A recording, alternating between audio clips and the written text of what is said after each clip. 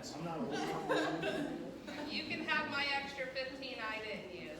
So 45 minutes? I'm just kidding. She's gonna. I'm going to try to do this in a half hour like I was supposed to. So, my name is Stacy Klosterman. I'm the Director of Marketing here. I worked here for 13 years.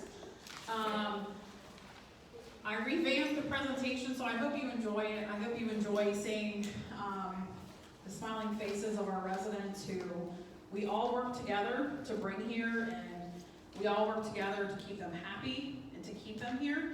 So today is just going to be, hopefully, for most of you, a refresher course.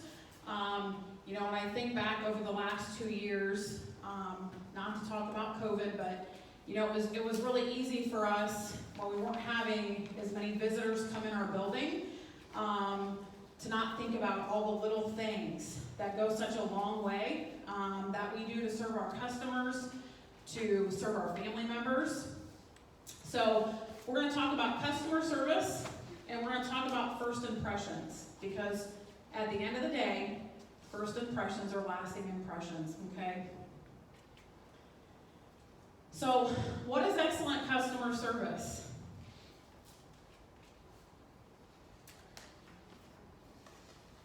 I know that every day it's easy to get stressed out, it's easy to get bogged down with the things that we all have going on with our jobs every day. And sometimes it's really hard to hide that.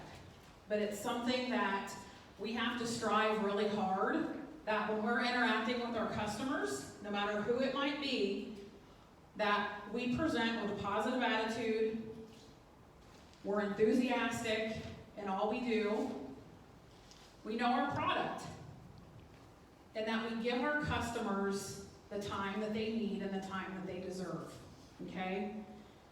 The image and voice of the organization is where a customer's relationship begins, but it also can be where that relationship ends, okay? We had a call today with all of the marketing directors, and something I found very profound that applies to this directly. They talked about the difference between a satisfied resident and a brand loyal resident, okay? So both are equally satisfied, but the loyal resident, they're going to be the resident that continues to speak highly of Otterbein. They continue to want to share that, okay, and shout it to the rooftops. We want everybody to be a brand loyal resident, not just a satisfied resident, because there's a difference. And I think Otterbein has a reputation of setting the bar high, and I just want to make sure that we continue to do that so that all of our residents become loyal residents and just not satisfied, because satisfied is quite frankly mediocre. So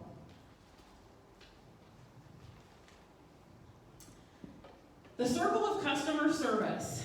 I found this graphic and I thought it was very fitting. It seems pretty simple that if all of these qualities, if we're supportive to each other, if we're reliable, if we act in this way to each other, think of how much easier it would be to act this way to our customers, to our residents. Because if we respect one another, if we care for one another, if we help one another, everybody's going to be more energetic. Everybody's going to have a better attitude. So guess what? That filters through in how we serve everybody that we serve here.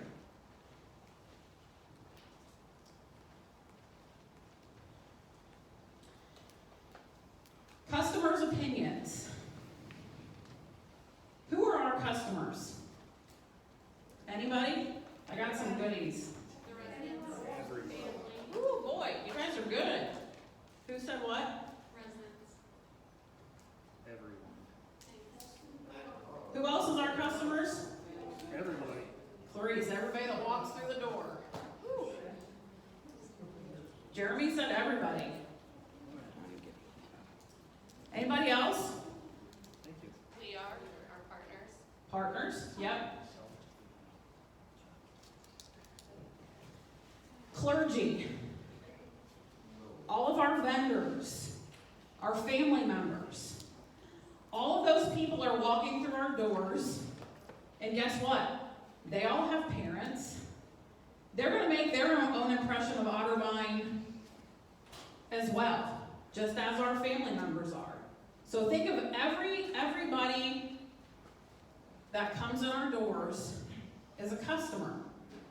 And yet, the other thing that I always like to share when I do this presentation is, when you're out in public, be mindful of how you speak of Otterbein.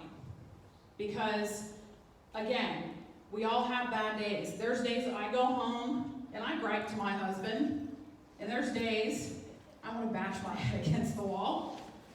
But if I'm sitting at Bob Evans on a Sunday after church, and I'm talking about this coworker who I can't stand, or she did this, or can you believe that this resident did this? And if there's an elderly couple sitting behind you at the booth, they're going to hear that and they're going to say, wow, I'm never going to go to Otterbein if that's how it is there. So keep your conversations, your opinions to yourself or in a private setting at home with people you trust, in your supervisor's office, because those things people hear, those things affect our reputation. How long do you think it takes for a customer to form an opinion of us? 30 seconds. I haven't heard it yet.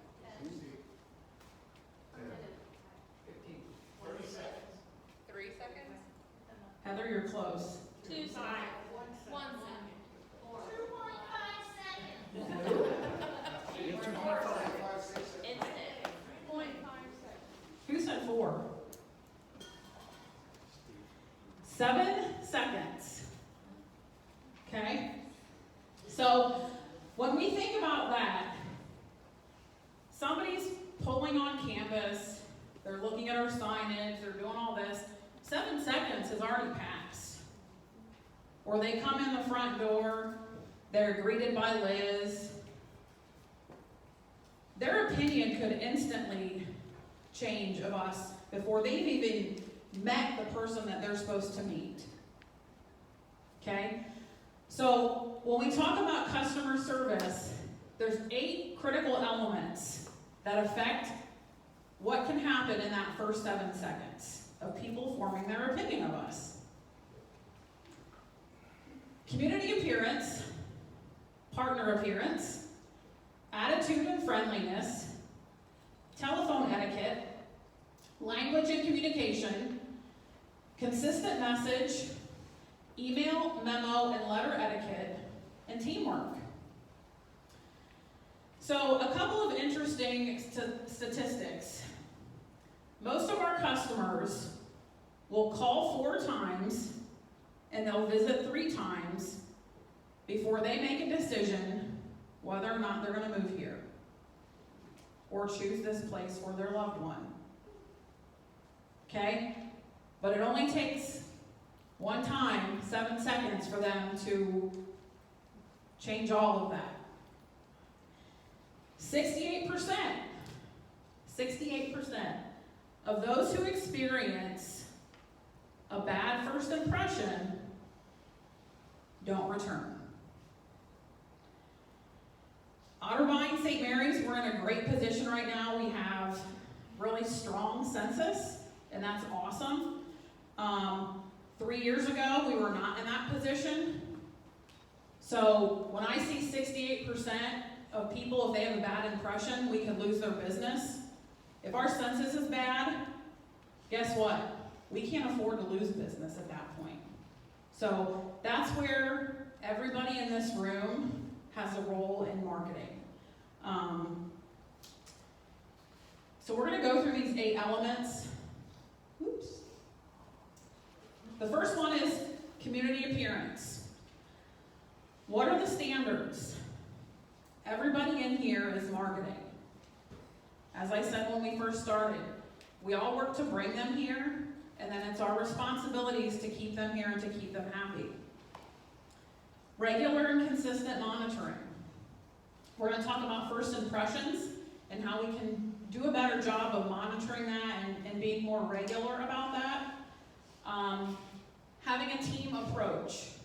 No job here is less important than the other, because we all share an equal part of the pie in the success of this organization. Accountability, I think that's a big one. If we don't provide what we promise, we set ourselves up to lose credibility.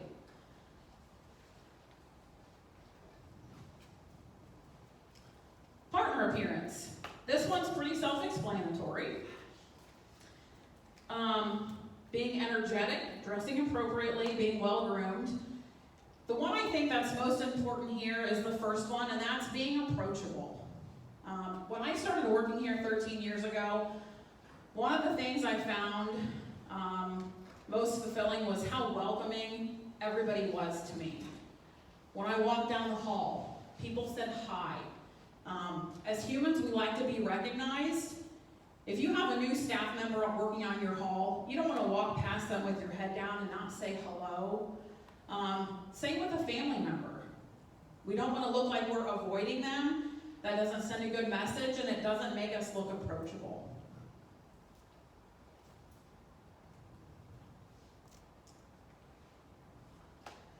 Attitude. Are we smiling, whether we're having a bad day or not? Sometimes it's hard to put on a smiling face, but we have to. Are you interested in what the customer is saying? Are you helpful, courteous, professional, and are you a good listener?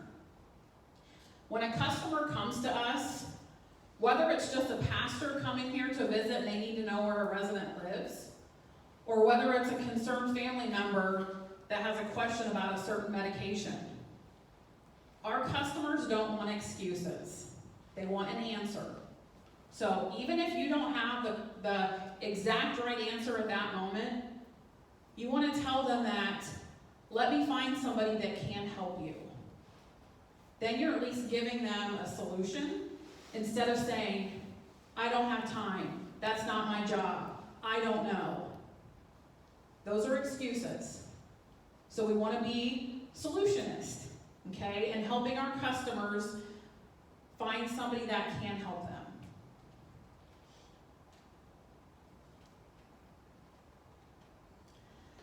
Again, pretty self-explanatory telephone etiquette. Our reputation starts with the person answering the telephone, okay?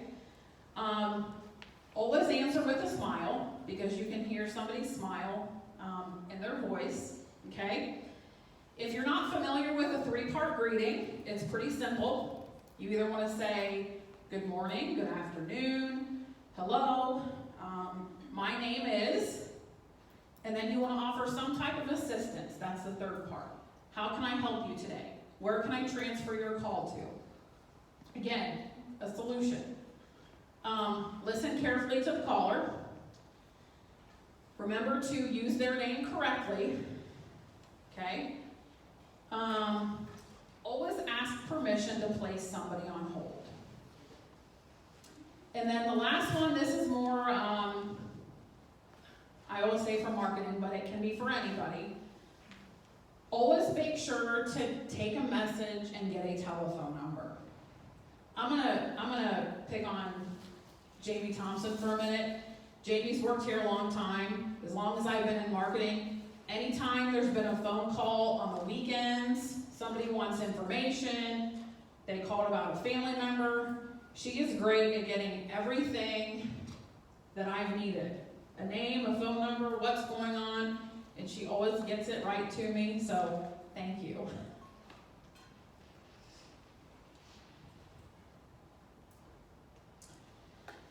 Communication.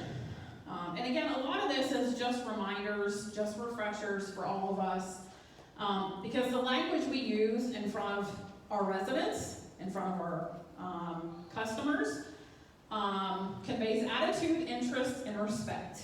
Okay, I know Yvonne has used a lot of these before, because we want to respect our residents, and be with them on a level that's respectful. So we always want to refer to Otterbein as a community, okay? These residents aren't coming to a compound. We're not a facility. We always want to say that a resident can, not we allow them to. We always want to say home, apartment, room, suite, or neighborhood. We don't want to say unit. They're down there in the locked unit. We all know we don't lock our residents up in their rooms or on their neighborhoods. That they have freedom to go and do things that they can still enjoy. We want to say we offer, not we provide, because not everybody takes advantage of the same things. Secured area, not locked.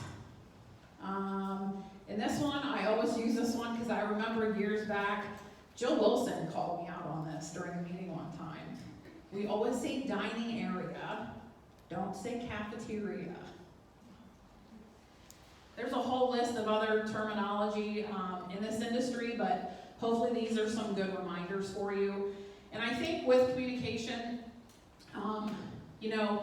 things that are good while you're here working during the day is be mindful of how you're talking about the residents on the neighborhoods, okay? Don't be yelling down the hallway to say, so-and-so's sitting on the potty, or, we don't want to be demeaning, we want to be respectful, because, again, it takes one family member to hear something that may change their perception of us.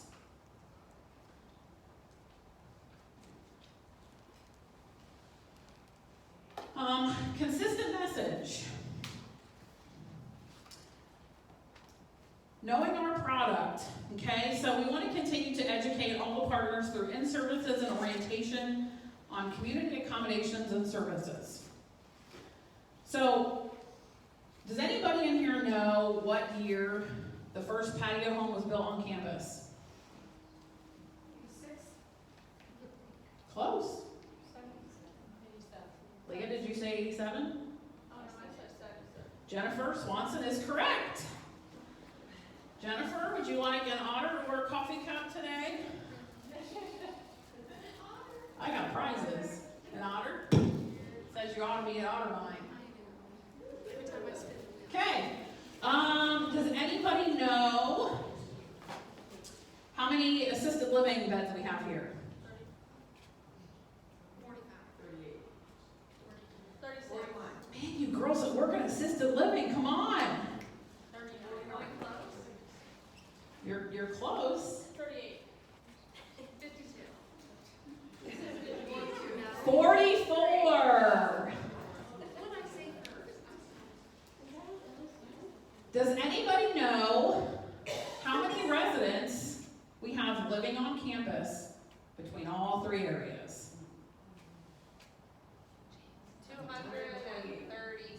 236. 200.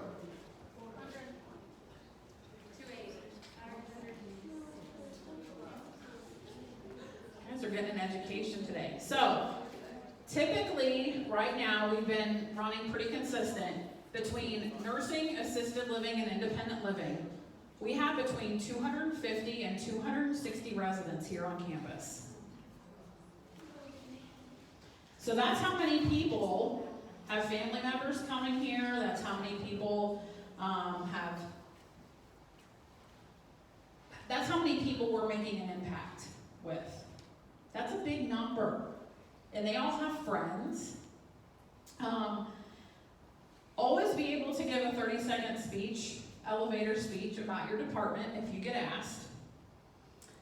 And provide your customers with choice. Providing them with choices helps them feel more in control and that their concerns are your priority.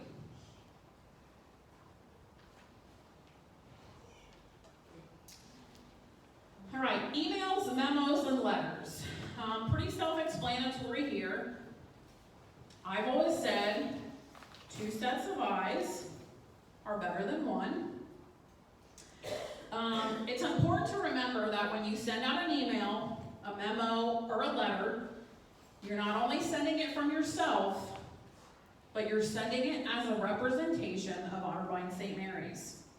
Customers may form an immediate negative opinion if they're reading something with mistakes or wrong information. They may ask themselves, what other mistakes could they make taking care of my mom?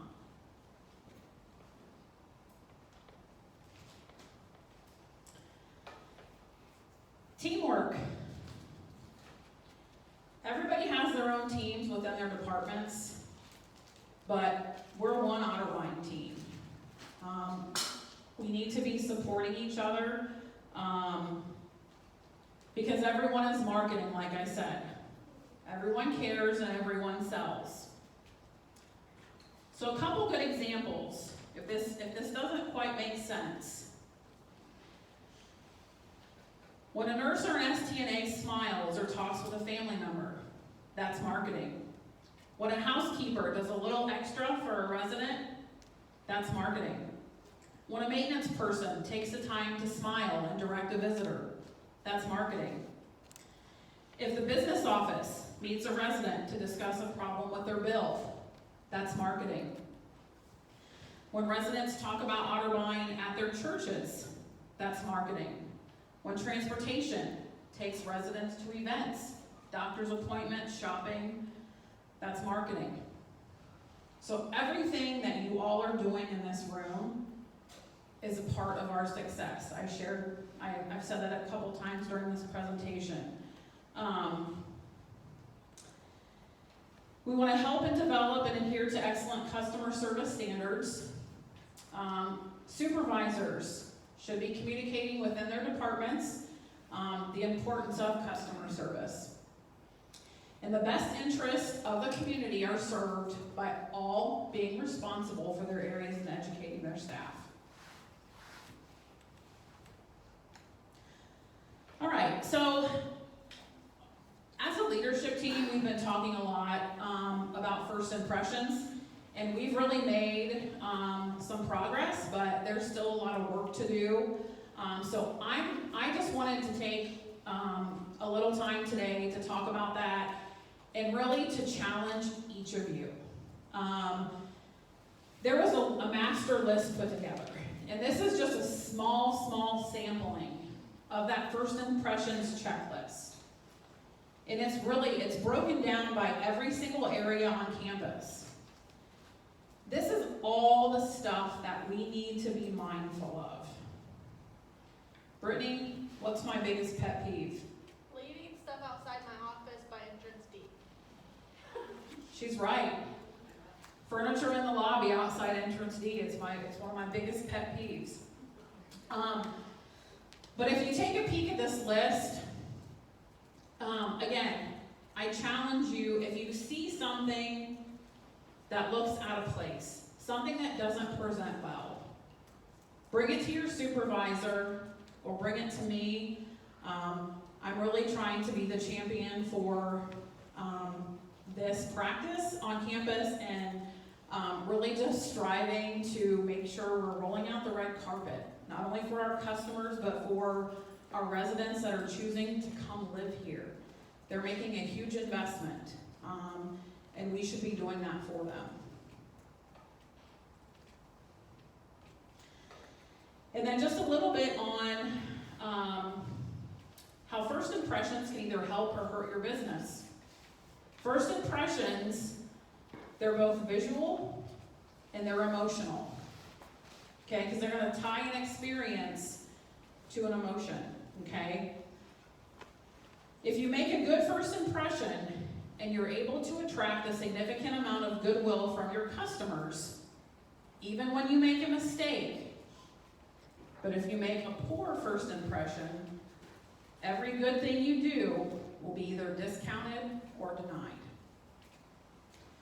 So if we get off on the right foot, our customers they're going to be more apt to just be a little more forgiving with us. But if we make a poor first impression, guess what? They're going to be nitpicking and critiquing every little thing we do. So it's always good to start off on the right foot. Customers use first impressions to get a sense of your values and how you do business. First impressions are image and presentation. People are online now. I know you guys know that. They're on our website, they're on Facebook, they're shopping multiple senior living communities. So before they even come here, before they pick up the phone to call us, they're gonna have an image in their head of what they're gonna expect when they arrive here. And then they're also gonna challenge our social competence. Customers are making an appraisal of us. Our behavioral skills, our social skills. They want us to show respect and compassion. They want to make sure we have good listening skills. Or in a conversation, do you dominate the conversation talking about yourself?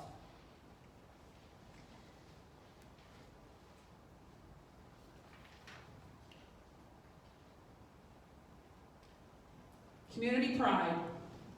The greatest compliment that residents can give us is the referral of their friends and loved ones. How many of you in this room have had a family member here at Otterbein?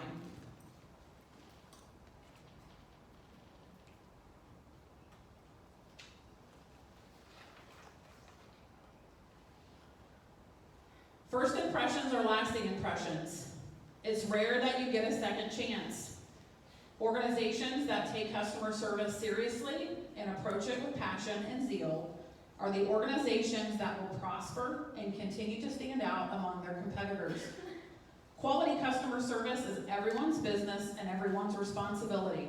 It's something we need to keep in mind and work on every single day.